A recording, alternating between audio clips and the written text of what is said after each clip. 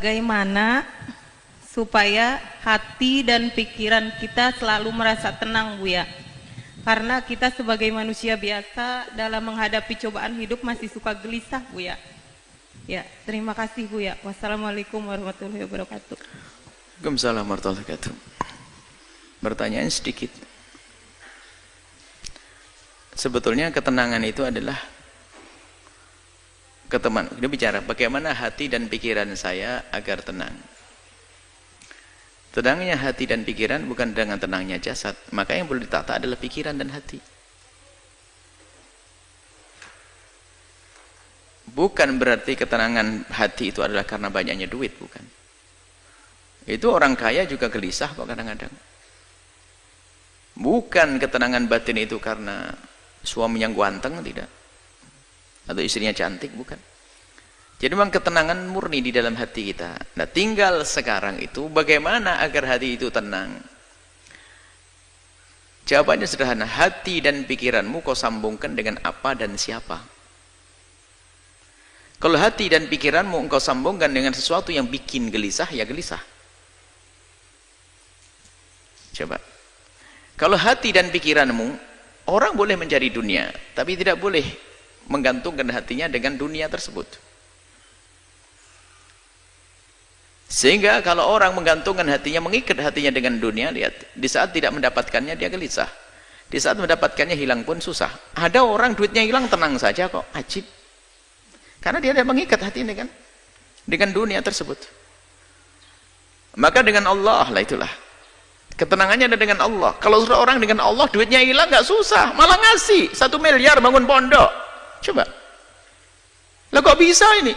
Coba yang hatinya nggak sambung dengan Allah, 1 miliar ini buat abimat 2. Dapat tambah gede duit saya. Tapi enggak, hatinya tenang, kehilangan duit 1 miliar kok.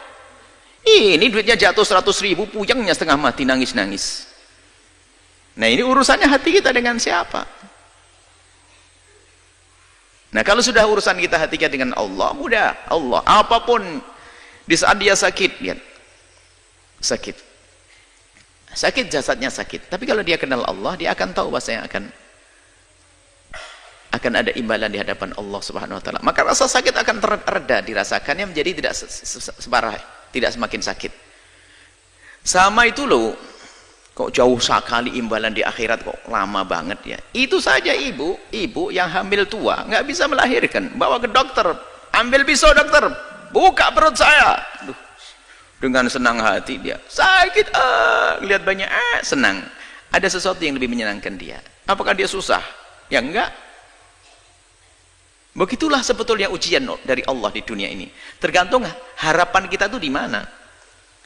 Sehingga ada orang tuh putus asa, bunuh diri dan sebagainya, kan orang dungu dia. Orang dungu. Mau nikah nggak jadi, bunuh diri. Utang kebanyakan, bunuh diri. Gampang banget dia. Di negeri kafir banyak bunuh diri, nggak ada iman. Sebenarnya gelisah karena dia tidak punya Tuhan dia sebetulnya. Kalau punya Allah, nah ini sekarang biasakan dengan Allah. Maka ala bidzikrillah tatma'innul qulub. Mengingat Allah menjadikan terang hati. Bukan kegembiraanmu adalah dengan dibalik tumpukan harta. Coba kita melihat, kita menemukan orang di kampung-kampung sangat sederhana, gaji sehari untuk makan sehari. Tapi no problem dia, hidupnya candaria dengan istri, ya Masya Allah. Suaminya berangkat dulu, nanti tak kirim sarapan Pak ya, nggih. Berangkat suaminya duluan kok belum datang, sambil nyangkul suami inti yang bawa rantang nasi bungkus, pincuan begitu bawasan.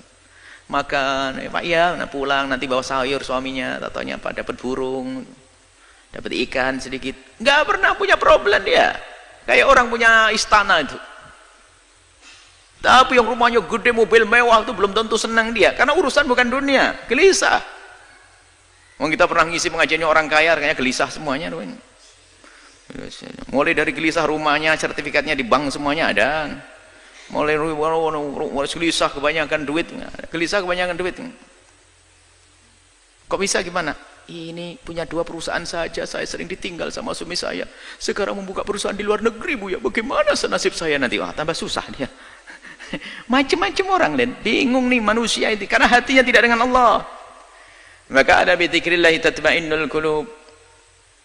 Dengan banyak menyebut nama Allah, ingat Allah, akan menemukan ketentraman. Sehingga susah yang sesungguhnya adalah di saat dia jauh dari Allah. Kalau sudah jauh dari Allah, kecil pun jadi susah. Tapi kalau dengan Allah, bencana pun kayak apapun akan menjadi sebab dia senang. Karena ini dari Allah. Sehingga para solehin itu kalau diuji dengan kefakiran, selamat datang dengan syiarnya orang-orang besar. Kefakiran syiarnya orang-orang besar. Dia tidak menganggap sebuah kerendahan. Tapi lihat yang tidak punya iman, nasib sudah sholat tetap melarat, Tuhan tetap melarat. Kurang ajar sama Allah nih. Gimana bisa bahagia dengan Allah saja curiga begitu? Dengan Allah sudah nggak benar. Baik ya, kuncinya adalah bagaimana hati kita. Kita biasakan dengan Allah, dengan Allah. Hakikatnya seperti itu. Tapi di samping itu juga kalau kita berkumpul dengan kemuliaan, Anda akan menemukan kesejukan. Karena apa? Allah akan turunkan rahmat di tempat semacam ini. Anda bergabung di tempat-tempat mulia. Biarpun secara zahir tidak langsung hiburan itu disajikan. Misalnya kalau orang ahli maksiat kan hiburannya adalah hadir berdisko dan sebagainya, ketawa-ketawa. Ketawa sesaat, itu susahnya panjang. Senang kelihatannya, tapi tidak tahu bahasa dia akan menemukan kesusahan yang panjang. Tapi kalau kita menghadiri tempat mulia semacam ini, dijanjikan oleh Allah ada rahmat diturunkan, Anda semakin sejuk. Anda berkumpul dengan orang senang, orang baik, ada kesejukan. Lihat. Jujur, kita dengan orang soleh saja, kita lupa kok dengan segala permasalahan. Kalau Anda duduk dengan orang yang sangat Anda cintai dari ulama-ulama orang soleh, Anda duduk saat hilang kalau saat utang lupa, ini lupa, sakit lupa. Itu hanya dengan orang soleh. Bagaimana Anda merasa dekat dengan Allah Subhanahu wa ta'ala? Bagaimana kita dekat dengan Nabi Muhammad SAW? Itu saja. Kembalikan hati kita dengan Allah. Biasakan berzikir, merenungi ya. Merenungi tentang nasib kita nanti di akhirat. Bagaimana urusan dunia, rendahnya dunia. Kalaupun mencari dunia hendaknya untuk Allah. Sudah menjadi orang kaya, boleh, bukan dilarang. Tapi bukan hanya untuk menyuburkan kesombongan kita, untuk membesar kerakusan kita. Kalau kita hanya mencari dunia hanya untuk dunia tersiksa, seperti diingatkan oleh Nabi, kalau ada orang hatinya itu rakus, dikasih lembah emas 1 minta 2, dikasih 2 minta 3, kasih ini. Dan unik orang itu punya pabrik 6, itu pabriknya triliunan semuanya tuh. Itu kebakaran hancur 3, itu masih nangis nyungsep masuk rumah sakit. Bodoh banget dia, masih ada 3. 3-nya saja masih kaya raya dia. 3 perusahaannya masih berjalan, 3-nya runtuh, itu nyungsep dia masuk rumah sakit. Ya, kasihan benar tuh manusia. Semoga Allah menjaga hati kita. Hati dengan Allah. Maka di saat Anda kaya yang sesungguhnya. Anda bisa menjadi fakir, Anda kaya dengan Allah. Indah.